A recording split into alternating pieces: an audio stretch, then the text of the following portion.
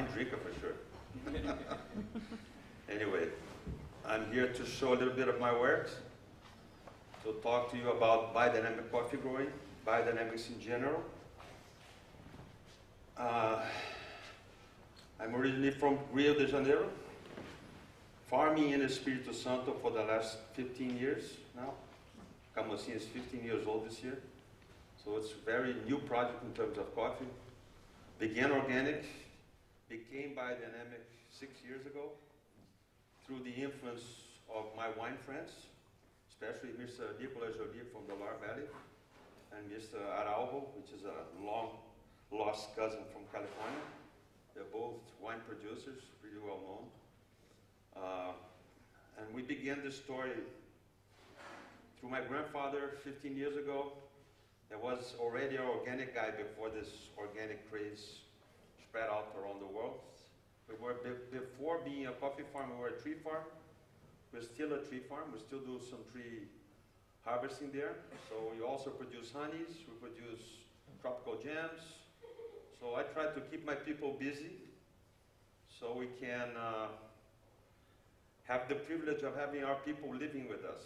And Isabella described very well in the first presentation today that our biggest problem in Brazil is manpower. So as long as you have your manpower being a fixed labor, like I have, I'm lucky to have that, have a lot of activities on the farm that can permit me to treat the coffee differently. So biodynamics also helps us doing this.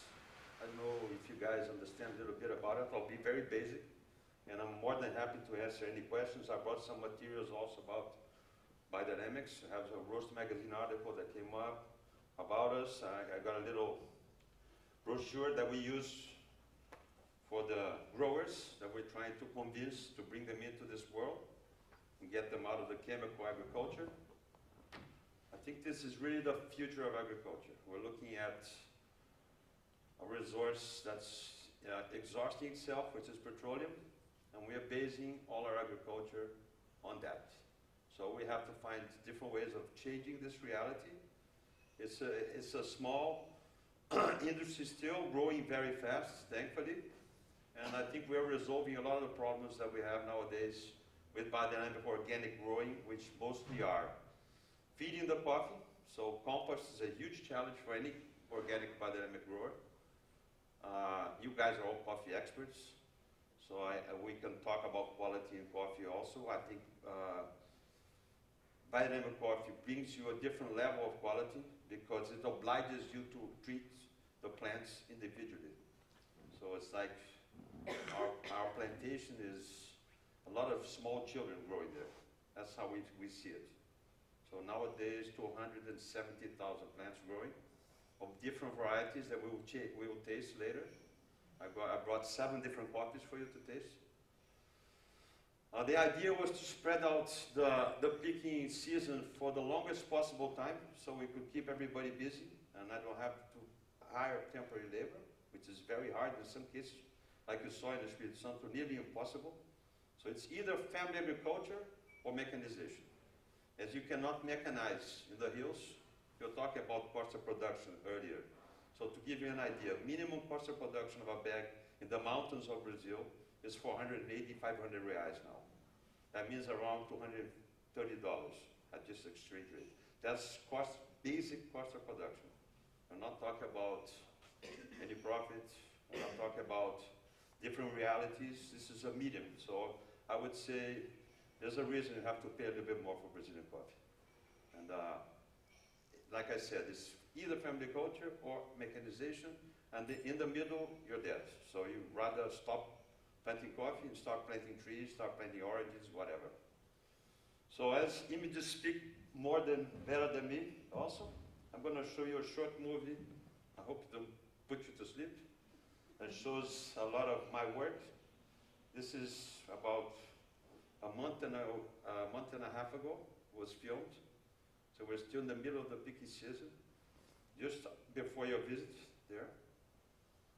So let's go ahead and watch this, and then I'll talk a little bit more about the details of biodynamic coffee growing.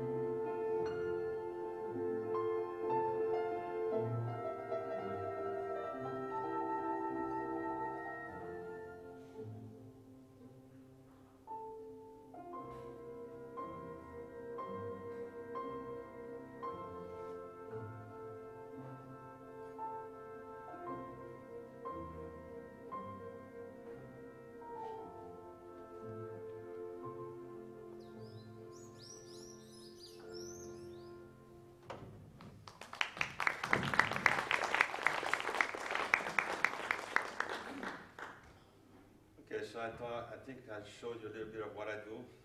The final part is spreading the corn preparation for the summer.